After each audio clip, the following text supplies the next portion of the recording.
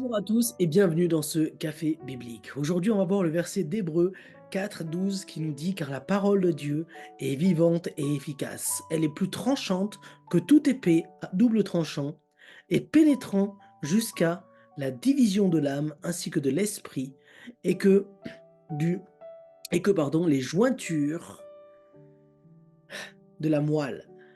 Elle juge les dispositions et les pensées du cœur. Jésus est la parole de Dieu devenue chair. Nous suivons son exemple. Et en ce sens-là, Dieu nous donne la capacité, à travers aussi son esprit, d'exercer la même capacité. Nous avons la capacité d'exercer l'ensemble de ces capacités. Pourquoi? Parce que Jésus a dit, je vous donne mon esprit, vous ne serez pas seul. Et il a dit aussi, vous accomplirez des œuvres plus grandes que les miennes. Alors, bien sûr, nous ne sommes pas des sauveurs. Jésus est le seul sauveur. Mais Jésus souhaite agir à travers nous. Et vous savez ce qu'il faut pour être agi? La première chose que Dieu nous a donnée, et ce qu'il est venu nous dire qu'il nous a donné, la vie. Jésus dit, je suis venu pour vous donner la vie et la vie en abondance. Et nous avons la capacité d'être vivants, de sonder les cœurs aussi autour de nous, de diviser les émotions, les croyances qui sont en nous. Ok, nous sommes corps, esprit et âme. Et nous avons cette capacité de discerner l'influence dans ces trois domaines et l'influence également dans les gens. Nous avons cette possibilité de cerner la disposition des cœurs et ça commence par le nôtre. Et nous avons la capacité également de faire plus confiance en son jugement et au nôtre aussi, de se faire confiance, d'exercer un discernement afin d'être à l'écoute de Dieu et non plus juste les motivations du cœur personnel ou de ceux qui nous entourent. Nous avons cette capacité à discerner les émotions et notre foi afin de gagner en stabilité. Et ici, quand Dieu nous dit que la parole de Dieu est plus tranchante et vivante et efficace, il nous appelle à vivre simplement et à être efficace aussi dans ce qu'on est.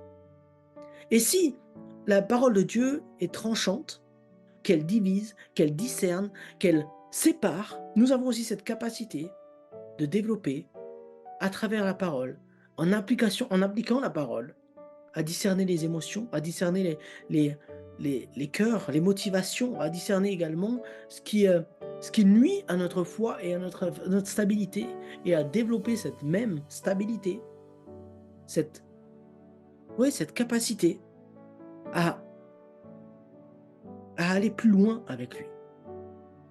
Alors j'aimerais qu'on prie aujourd'hui, justement, pour une mise en application de cette parole, afin de trouver la vie réelle.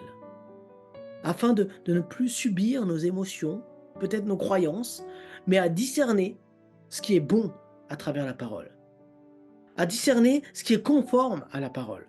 Parce que là, la réalité, c'est que de ce verset nous appelle à discerner ce qui est conforme à la parole. Et tout ce qui n'est pas conforme à la parole, on s'en fout.